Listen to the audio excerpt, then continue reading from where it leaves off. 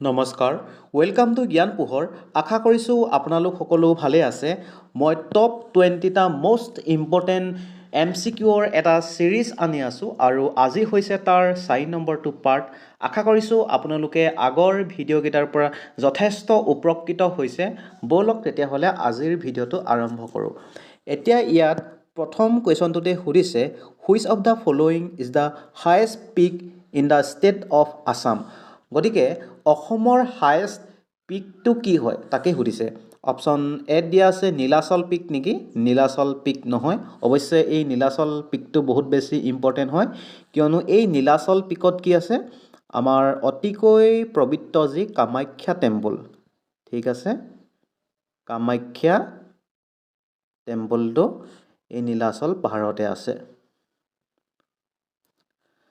Option C2 yes option C2 ইয়াতে শুদ্ধ উত্তৰ হ'ব লাইক এ পিক গতিকে অপশ্যন C2 ইয়াতে শুদ্ধ উত্তৰ এতিয়া আহিছোঁ মই ইয়াৰ পিছৰ কুৱেশ্যনটোলৈ কুৱেশ্যন নম্বৰ 2 ইয়াতে সুধিছে in which year was the treaty of Yandabo sign marking the and of the Ahom rule and beginning the British administration গতিকে কোন চনত ইয়াণ্ডাবু ট্ৰিটি চাইন কৰা হৈছিল আৰু যাৰ জৰিয়তে আহোমৰ শাসন ব্যৱস্থা শেষ হয় আৰু ব্ৰিটিছ এডমিনিষ্ট্ৰেশ্যনৰ আৰম্ভ হয় অপশ্যন এত দিয়া আছে 1824 নেকি নহয় 1826 অপশ্যন বিটো ইয়াতে শুদ্ধ উত্তৰ হয় এতিয়া আহিছোঁ মই ইয়াৰ পিছৰ কুৱেশ্যনটোলৈ কুৱেশ্যন নম্বৰ 3 ইয়াতে সুধিছে through which district does the Brahmaputra river enter the plains of Assam গতিকে কোনখন ডিষ্ট্ৰিক্টৰ থ্ৰুৱেদি ব্ৰহ্মপুত্ৰ ৰিভাৰখন অসমত প্ৰৱেশ কৰে ইয়াত সেইটোৱে সুধিছে অপশ্যন এত দিয়া আছে ডিব্ৰুগড় নেকি ডিব্ৰুগড় নহয় অপশ্যন বিত দিয়া আছে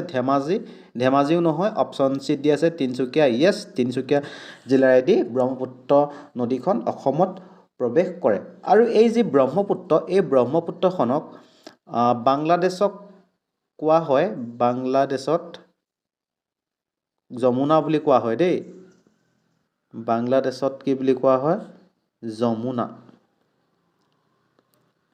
যমুনা আৰু অৰুণাচল প্ৰদেশত এই ব্ৰহ্মপুত্ৰ নদীখনক দিহাং বুলি কোৱা হয় দিহাং অথবা চিয়াং বুলিও কয় দেই অৰুণাচল প্ৰদেশত এই ব্ৰহ্মপুত্ৰ নৈখনক দিহাং অথবা চিয়াং বুলি কোৱা হয় আৰু এই যি ব্ৰহ্মপুত্ৰ ৰিভাৰখন এইখন অৰিজিনটো হৈছে তিব্বেত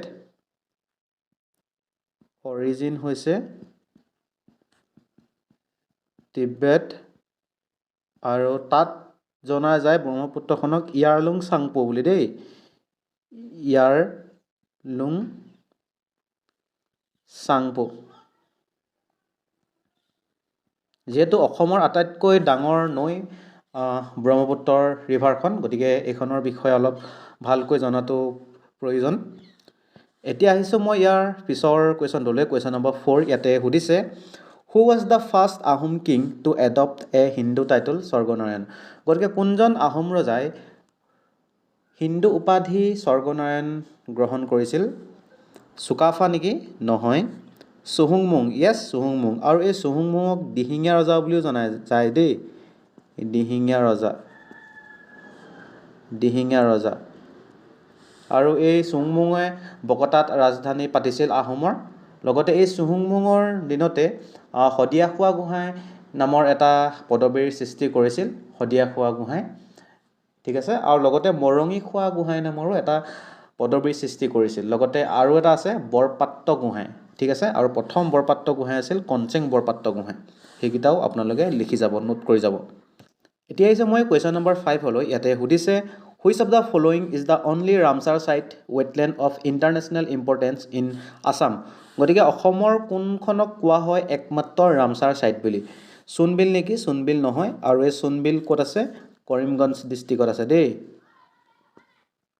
কৰিমগঞ্জ ডিষ্ট্ৰিক্টত আছে আৰু অপশ্যন বিত দিয়া আছে চান্দুবি লেক নেকি চান্দুবি লেকো নহয় আৰু এই চান্দুবি লেক আছে আপোনাৰ কামৰূপ ডিষ্ট্ৰিক্টত দেই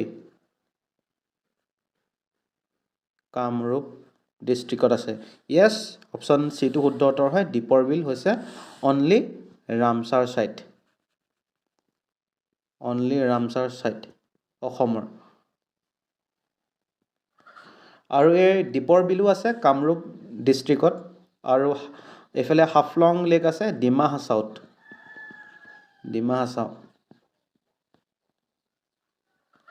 ঠিক আছে এতিয়া আহিছে মই ইয়াৰ পিছৰ কুৱেশ্যনটোলৈ কুৱেশ্যন নম্বৰ 6 ইয়াতে সুধিছে who was the leader of the Ahom army in the battle of Saraighat 1671 গতিকে শৰাইঘাটৰ যুদ্ধৰ সময়ত আহোমৰ আৰু যি আৰ্মি সেই আৰ্মিৰ লিডাৰ কোন আছিল তাকে সুধিছে এইটো অৱশ্যে আপোনালোকে মোক কমেণ্ট ছেকশ্যনত জনাব ইয়াৰ শুদ্ধ উত্তৰ কি হয় বদন চন্দ্ৰ বৰফুকন নে আতন বুঢ়াগোহাঁই নে লাচিত বৰফুকন নে মোমাই তামুলী বৰবৰুৱা কি হয় মোক আপোনালোকে জনাব অৱশ্যে সেইটো সময়ত আহোমৰ ৰজা আছিল উদয়াদিত্য সিংহ মই সেইটো কৈ দিছোঁ উদয়াদিত্য সিংহ ঠিক আছে এতিয়া আহিছোঁ মই ইয়াৰ পিছৰ কুৱেশ্যনটোলৈ কুৱেশ্যন নম্বৰ 7 ইয়াতে সুধিছে which district of Assam is known as the land of the satra গতিকে কোনখন ডিষ্ট্ৰিক্টক কোৱা হয় লেণ্ড অফ দ্য ছত্ৰ বুলি অসমৰ মাজুলী নেকি নহয় য়েছ অপশ্যন বিটো শুদ্ধ উত্তৰ বৰপেটাক কোৱা হয় লেণ্ড অফ দ্য সত্ৰ নগৰী বুলি কোৱা হয় এতিয়া আহিছোঁ মই ইয়াৰ পিছৰ কুৱেশ্যনটোলৈ কুৱেশ্যন নম্বৰ 8 ইয়াতে সুধিছে which article of the Indian constitution empowers the president to declare a national emergency গতিকে কোনটো আৰ্টিকলে আমাৰ সংবিধানৰ কোনটো আৰ্টিকলে প্ৰেচিডেণ্টক পাৱাৰ দিয়ে যে কি কৰিব পাৰিব নেশ্যনেল ইমাৰ্জেঞ্চি ঘোষণা কৰিব পাৰিব আৰ্টিকল 352 নেকি য়েছ আৰ্টিকল 352 অপশ্যন এটো শুদ্ধ উত্তৰ আৰু 356ত কিহৰ কথা আছে ষ্টেট ইমাৰ্জেঞ্চি অথবা president rule state emergency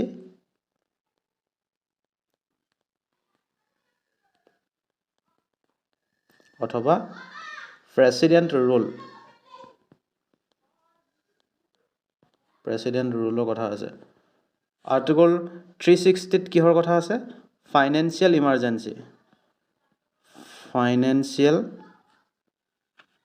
emergency কথা আছে ঠিক আছে এতিয়া আহিছে মই কুৱেশ্যন নম্বৰ 9লৈ ইয়াতে সুধিছে the 6th schedule of the Indian constitution deals with the administration of tribal area in which 4 north-eastern states গতিকে আমাৰ সংবিধানত যি 6th schedule আছে তাতে আমাৰ নৰ্থ ইষ্টৰ কোন 4খন ষ্টেটৰ কথা অন্তৰ্ভুক্ত হৈ আছে তাকে সুধিছে আসাম মেঘালয়া ত্ৰিপুৰা এণ্ড মিজোৰাম নেকি য়েছ অপশ্যন এটো শুদ্ধ উত্তৰ হয় আৰু অসমৰ মেইনলি কোনকেইখন আছে ডিমা হাছাও আছে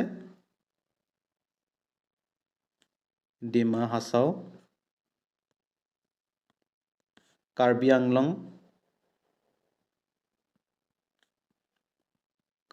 আংলং তাৰপিছত আছে বড়োলেণ্ড দেই বড়োলেণ্ড আৰু এই বড়োলেণ্ডত পৰে কোকৰাঝাৰ চিৰাং বাক্সা আৰু ওদালগুৰি এই 4খন ডিষ্ট্ৰিক্ট পৰে ঠিক আছে আৰু ঠিক তেনেদৰে মেঘালয় ক্ষেত্ৰত গাৰো খাচী জয়ন্তীয়া পৰে ত্ৰিপুৰাত পৰে ত্ৰিপুৰা ট্ৰাইবেল পিপল আৰু মিজোৰামত পৰে চাকমা লাই আৰু মাৰা এতিয়া আহিছোঁ মই ইয়াৰ পিছৰ কুৱেশ্যনটোলৈ কুৱেশ্যন নম্বৰ 10 ইয়াতে সুধিছে how many members are sent to the Rajya Sabha from the state of Assam গতিকে অসমৰ পৰা ৰাজ্যসভালৈ টোটেল কিমানজন মেম্বাৰ পঠিওৱা হয় তাকে সুধিছে 14জন নেকি 14জন নহয় 14জন কিহৰ ক্ষেত্ৰত হয় লোকসভা দেই লোকসভাত হয় 12জন নহয় 7জন য়েছ অপশ্যন চিটো ইয়াতে শুদ্ধ উত্তৰ ইমান 7জন এতিয়া আহিছে মই ইয়াৰ পিছৰ কুৱেশ্যনটোলৈ কুৱেশ্যন নম্বৰ 11 ইয়াতে সুধিছে which constitutional amendment act reduced the voting age from 21 to 18 years গতিকে কোনটো সংবিধানৰ কনষ্টিটিউশ্যনেল এমেণ্ডমেণ্ট এক্টৰ জৰিয়তে ভোট দিয়া অধিকাৰটো 21 বছৰৰ পৰা 18 বছৰৰ বয়সলৈ কমাই দিয়া হয় এতিয়া ইয়াতে অপশ্যন এড দিয়া আছে 42nd এমেণ্ডমেণ্ট নেকি 42nd এমেণ্ডমেণ্ট নহয় অপশ্যন বিত দিয়া আছে 44th এমেণ্ডমেণ্ট, এইটোও নহয়। 61st এমেণ্ডমেণ্ট, য়েছ, অপশ্যন চিটো ইয়াতে শুদ্ধ উত্তৰ। এতিয়া আহিছোঁ মই ইয়াৰ পিছৰ কুৱেশ্যনটোলৈ। কুৱেশ্যন নম্বৰ 12 ইয়াতে সুধিছে who acts as the ex officio chairman of the Rajya Sabha. গতিকে ৰাজ্যসভাৰ এক্স অফিচিয়েল চেয়াৰমেন কোন হয়? দ্য প্ৰেচিডেণ্ট অফ ইণ্ডিয়া নেকি? ভাৰতৰ ৰাষ্ট্ৰপতি নেকি? নহয়। The vice president of India, yes, ভাৰতৰ উপৰাষ্ট্ৰপতি। আৰু বৰ্তমান ভাৰতৰ উপৰাষ্ট্ৰপতি হৈছে CP ৰাধাকৃষ্ণন। CP ৰাধাকৃষ্ণন। গতিকে এনেকুৱা নহয় যে আমি অকল ষ্টেটিক জিকে পঢ়ি আছোঁ, মাজে মাজে এনেকুৱা কাৰেণ্ট এফেয়াৰ্ছখিনিও আপোনালোকৰ অলপ অলপ হৈ যায়। গতিকে আপোনালোকে এই ভিডিঅ'কেইটা মিছ নকৰিব। এতিয়া আহিছোঁ মই ইয়াৰ পিছৰ কুৱেশ্যনটোলৈ, কুৱেশ্যন নম্বৰ 13 ইয়াতে সুধিছে the 73rd amendment of the Indian constitution is related to. গতিকে 73rd যিটো এমেণ্ডমেণ্ট সেইটো কাৰ লগত জড়িত? মিউনিচিপালিটি নেকি? মিউনিচিপালিটি নহয়। মিউনিচিপালিটিৰ লগত কিমান 74th কনষ্টিটিউশ্যনেল এমেণ্ডমেণ্ট জড়িত হৈ আছে। ফাণ্ডামেণ্টেল ৰাইটছ নেকি? নহয়, ফাণ্ডামেণ্টেল ৰাইটছো নহয়। আৰু এই ফাণ্ডামেণ্টেল ৰাইটছ আমাৰ আৰ্টিকল কিমানৰ পৰা কিমানলৈ আছে? আৰ্টিকল 12ৰ পৰা 35লৈকে আছে। আৰু আমাৰ যি 25টা পাৰ্ট আছে সংবিধানত, তাৰ কিমান নম্বৰ পাৰ্টত আছে এই ফাণ্ডামেণ্টেল ৰাইটছৰ কথা? পাৰ্ট 3। ঠিক আছে। অপশ্যন চিত দি আছে পঞ্চায়তী ৰাজ, য়েছ, অপশ্যন চিটো ইয়াতে শুদ্ধ উত্তৰ হয়। আৰু এই যি GST, goods and services tax, এই গুডছ এণ্ড ছাৰ্ভিচ টেক্স অৰ্থাৎ GST অনা হয় 101st কনষ্টিটিউশ্যনেল এমেণ্ডমেণ্ট এক্টৰ জড়িত দেই। 101st constitutional amendment act of 2016ৰ জৰিয়তে। এতিয়া আহিছোঁ মই ইয়াৰ পিছৰ কুৱেশ্যনটোলৈ, কুৱেশ্যন নম্বৰ 14 ইয়াতে সুধিছে who was honoured with the Assam Baibhav award, the state highest civilian honour for the year 2023-24। Doctor Tapan Saikia নেকি? ডক্টৰ তপন শইকীয়া নহয়। অপশ্যন বিত দিয়া আছে ৰতন টাটা নেকি? ৰতন টাটা নহয়। আৰু এই ৰতন টাটাক কিন্তু প্ৰথমে দিছিলে দেই, ৰঞ্জন গগৈ, য়েছ, অপশ্যন চিটো ইয়াতে শুদ্ধ উত্তৰ হয়। এতিয়া আহিছোঁ মই ইয়াৰ পিছৰ কুৱেশ্যনটোলৈ, কুৱেশ্যন নম্বৰ 15 ইয়াতে সুধিছে who is the current chief justice of India as of early 2026। Justice DY Chandrachud নেকি? নহয়। জাষ্টিচ সঞ্জয় খান্না? নহয়। Justice U Lalit? নহয়। সূৰ্যকান্ত, অপশ্যন ডিটো ইয়াতে শুদ্ধ উত্তৰ হয়। ঠিক আছে।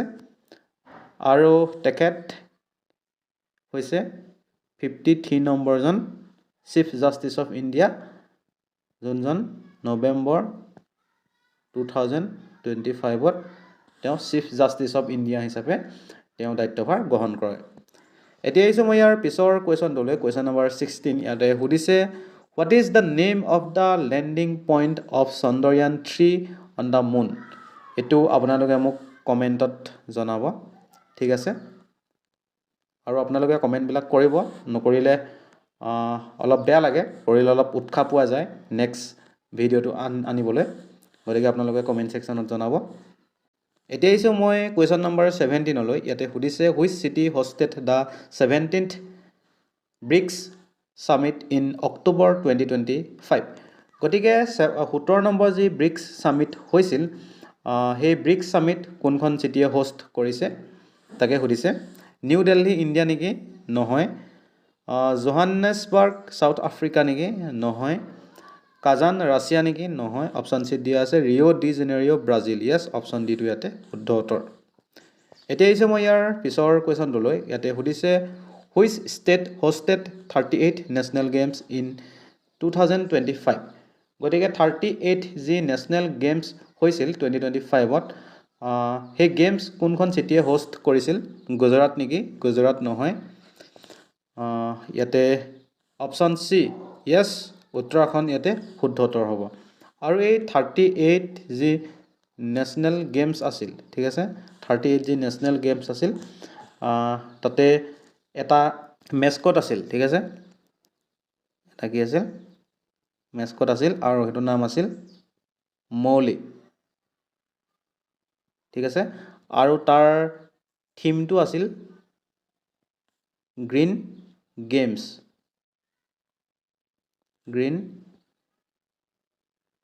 গেমছ গতিকে আমাৰ যি 38 নেশ্যনেল গেমছ যি উত্তৰাখণ্ডে হোষ্ট কৰিছিল তাৰ মেস্কটটো আছিল মৌলি আৰু থিমটো আছিল গ্ৰীণ গেমছ এতিয়া আহিছোঁ মই ইয়াৰ পিছৰ কুৱেশ্যনটোলৈ কুৱেশ্যন নম্বৰ 19 ইয়াতে সুধিছে which national park in Assam recently expanded its territory to include the gharial habitat in the Brahmaputra option এত দিয়া আছে কাজিৰঙা নেশ্যনেল পাৰ্ক নেকি নহয় অপশ্যন বিত দিয়া আছে ওৰাং নেশ্যনেল পাৰ্ক য়েছ ওৰাং নেশ্যনেল পাৰ্ক এইটো শুদ্ধ উত্তৰ এতিয়া আহিছোঁ মই ইয়াৰ পিছৰ কুৱেশ্যন তথা আজিৰ অন্তিমটো কুৱেশ্যন ইয়াতে সুধিছে which scheme was launch by the Assam government to provide monthly financial assistance to female students to encourage higher education গতিকে অসম চৰকাৰে কোনখন আঁচনি লঞ্চ কৰিছিল যাৰ জৰিয়তে ফিমেল ষ্টুডেণ্টক কি কৰা হয় ফাইনেন্সিয়েল এছিষ্টেঞ্চ ধৰা হয় হায়াৰ এডুকেশ্যনৰ কাৰণে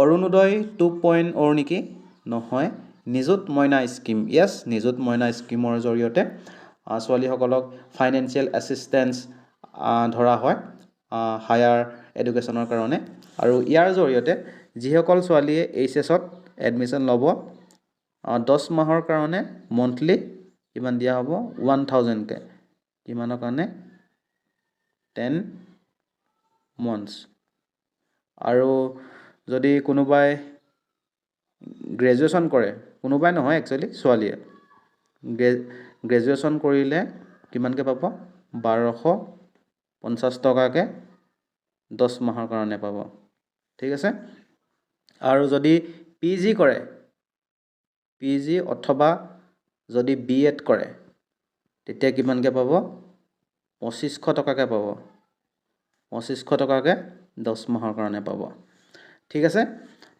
আজিলৈ ইমানেই আৰু আশা কৰিছোঁ আপোনালোকে এই ভিডিঅ'টোৰ পৰা যথেষ্ট উপকৃত হৈছে আপোনালোকে চাই কেনেকুৱা পালে কমেণ্ট ছেকশ্যনত জনাব ভিডিঅ'টো ভাল পালে নিশ্চয়কৈ এটা লাইক কৰিব আৰু আপোনালোকৰ বন্ধু বান্ধৱীসকলৰ লগতো এটা শ্বেয়াৰ কৰি দিব আৰু পৰৱৰ্তী সময়ত যাতে এই ভিডিঅ'সমূহ মিছ নকৰে তাৰ কাৰণে মোৰ চেনেলটি ছাবস্ক্ৰাইব কৰি ল'ব ধন্যবাদ